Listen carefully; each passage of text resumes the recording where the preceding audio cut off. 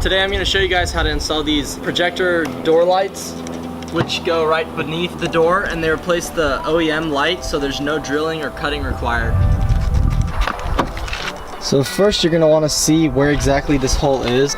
If you get underneath the door panel, you'll see there's this little light right here, and that's what we're going to be replacing. The package I got from eBay looks just like this. If you take a look inside, they just come like in pairs. This is each light, just a simple one plug and play. First thing you'll need is a flathead screwdriver, and you're gonna wanna come right beneath here, and you'll find there's a little spot that you can pry it, and just carefully pull, and it just pops right out like that. And all you have to do is just unplug it. Be careful, the light is a little bit warm. Next, you're gonna wanna grab your new light, align the prongs. You may have to bend the prongs a tiny bit. These are Chinese, so there we go.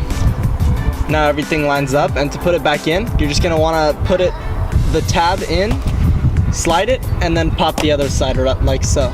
Now you're gonna wanna come to the other side and repeat the same process. If you've got a sedan like I do, then you're gonna need to order 2 pairs for all 4 doors, and it's the same process, they're all the same. Whether you have a F30, F80, almost all the BMWs from the 2000s are pretty much the same as far as this light goes. And there you go. All right, now I'm gonna show y'all what it looks like.